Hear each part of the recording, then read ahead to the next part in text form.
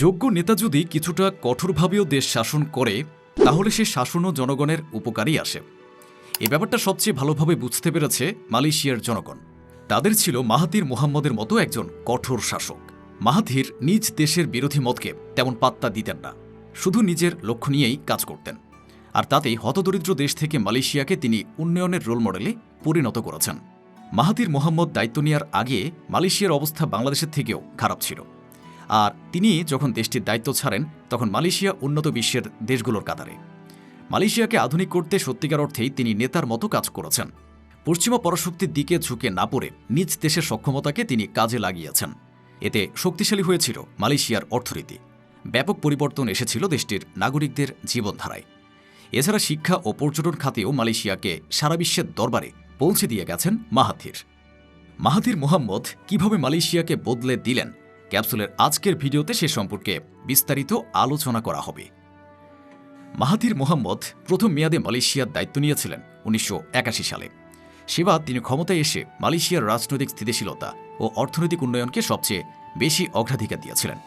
এই লক্ষ্য অর্জনে তিনি শাসন ব্যবস্থায় অত্যন্ত কঠোর নীতি গ্রহণ করেছিলেন।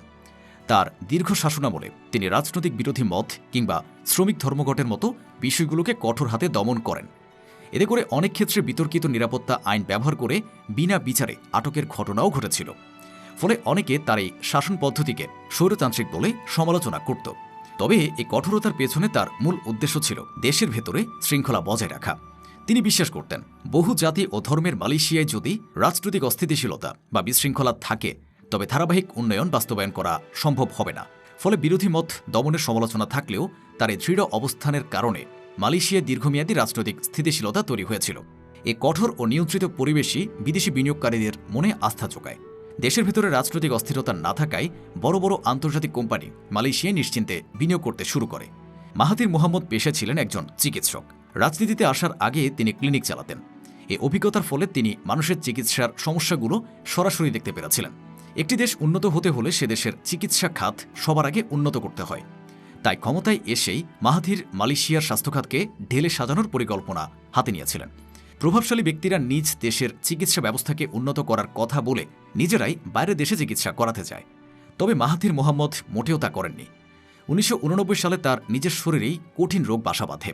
তার হার্টে ব্লকেজ ধরা পড়েছিল এবং বাইপাস সার্জারির প্রয়োজনীয়তা দেখা দিয়েছিল। এমন অবস্থায় অনুন্নত দেশের সরকার প্রধানরা সাধারণত উন্নত দেশে গিয়ে চিকিৎসা নেন।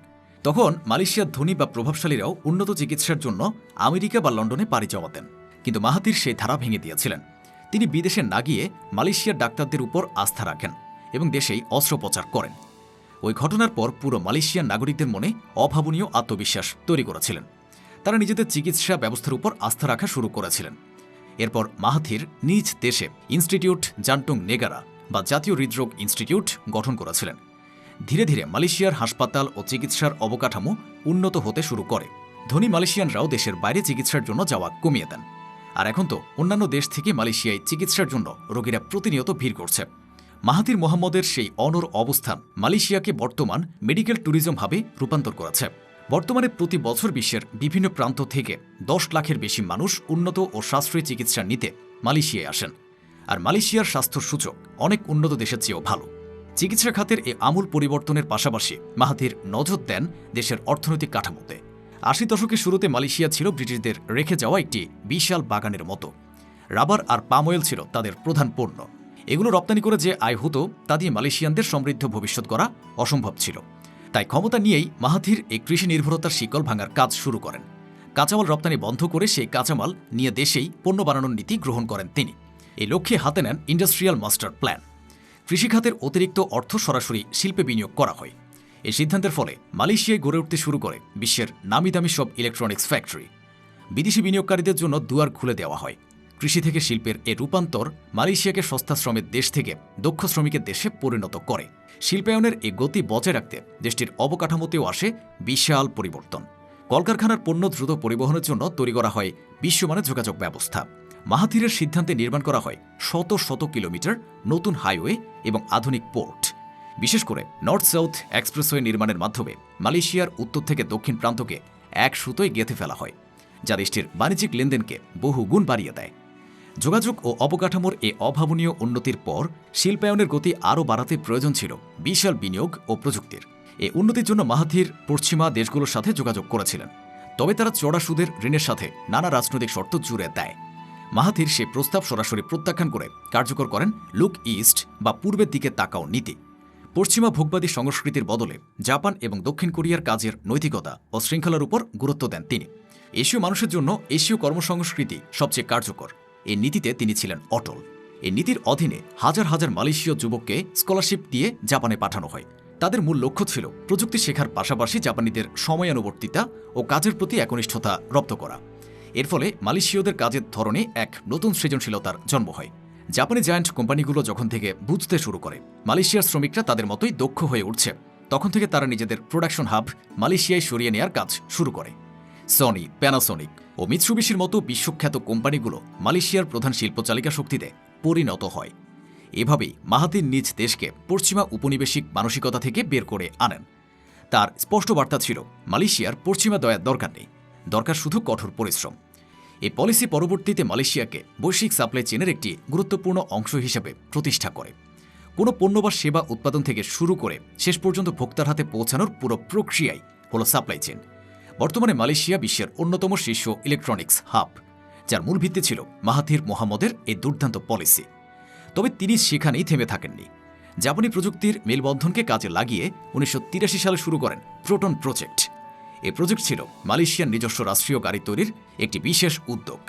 গাড়ি তৈরির প্রযুক্তিগত সহায়তার জন্য তিনি বেছে নেন জাপানের বিখ্যাত গাড়ি নির্মাতা প্রতিষ্ঠান মিৎসুবিশিকে। মিৎসুবিশির কারিগরি সহযোগিতায় বাজারে আসে মালয়েশিয়ার প্রথম নিজস্ব গাড়ি প্রোটন সাগা। এই একটি সিদ্ধান্তই পুরো দেশটির স্টিল, গ্লাস ও ইঞ্জিনিয়ারিং সেক্টরকে চাঙ্গা করে তোলে। একটি গাড়ি বানাতে কয়েক হাজার ছোট বড় পার্টস লাগে, আর সেই পার্টসগুলো দেশে তৈরি করতে গিয়ে মালয়েশিয়ায় গড়ে ওঠে হাজার হাজার ছোট ও মাঝারি শিল্প। এই প্রোটন প্রজেক্টের মাধ্যমে মালয়েশিয়া কাঁচামাল বিক্রেতা দেশ থেকে একটি শক্তিশালী ম্যানুফ্যাকচারিং বা পণ্য উৎপাদনকারী দেশে পরিণত হয়।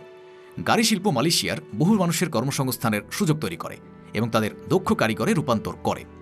এই শিল্প সফল হওয়ার পর মাহাথির একের পর এক মেগা প্রজেক্ট হাতে নেওয়ার সিদ্ধান্ত নেন, যা দেশটির চেহারা পুরোপুরি বদলে দেয়।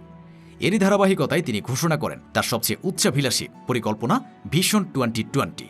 তার লক্ষ্য ছিল এই সময়সীমার মধ্যে মালয়েশিয়াকে উন্নত বিশ্বের কাতারে নিয়ে যাওয়া। এই ভিশনের প্রাথমিক লক্ষ্য হিসেবে রাজধানী কুয়ালালামপুরে গড়ে তোলা হয় 452 মিটার উঁচু পেট্রোনাস টুইন টাওয়ার। সুউচ্চ এই ভবন নির্মাণের ফলে মালয়েশিয়া হুট করে বিশ্ব পর্যটন ও বাণিজ্যের কেন্দ্রে চলে আসে। এটি শুধু একটি ভবন ছিল না, ছিল মালয়েশিয়ার আত্মমর্যাদার প্রতীক। এর মাধ্যমে কুয়ালালামপুর সিঙ্গাপুর ও হংকংয়ের মতো বৈশ্বিক বাণিজ্যিক শহরে রূপান্তরিত হয়। এত সফলতার মাঝে মালয়েশিয়ার উন্নয়ন অগ্রযাত্রায় মাহাথির মোহাম্মদ কিছু ধাক্কাও খেয়েছিলেন। দেশটিতে যখন একের পর এক বড় বড় মেগা প্রজেক্টের কাজ চলছিল, ঠিক তখনই 1997 সালে পুরো এশিয়া জুড়ে এক বিশাল অর্থনৈতিক মন্দা দেখা দেয়। এ সংকট ছিল মাহাথিরের নেতৃত্বের সবচেয়ে বড় পরীক্ষা। সে সময় থাইল্যান্ড, ইন্দোনেশিয়া ও দক্ষিণ কোরিয়ার মতো দেশগুলো আন্তর্জাতিক মুদ্রা তহবিল বা IMF-এর কাছ থেকে মোটা অঙ্কের ঋণ নেয় এবং তাদের কঠিন সব শর্ত মেনে চলতে বাধ্য হয়। IMF মালয়েশিয়াকেও ঋণ নেওয়ার জন্য শর্ত দিয়েছিল। শর্ত ছিল দেশটির সুদের হার বাড়াতে হবে এবং সরকারি সব খরচ কমাতে হবে। মাহাথির এ শর্ত সরাসরি প্রত্যাখ্যান করেন, কারণ এই নীতি মানলে তার দেশের সাধারণ মানুষ চরম সংকটে পড়ত। তিনি IMF-এর ঋণ না নিয়ে সম্পূর্ণ নিজস্ব পরিকল্পনায় বাজার নিয়ন্ত্রণ শুরু করেন। মালয়েশিয়ার মুদ্রার রিঙ্গিতের মান মার্কিন ডলারের বিপরীতে একটি নির্দিষ্ট অঙ্কে বেঁধে দেওয়া হয়, যাতে মুদ্রার মান আর না কমে। একই সাথে দেশটির অর্থ যেন কোনোভাবেই দেশের বাইরে চলে যেতে না পারে সে নিয়ম জারি করেন।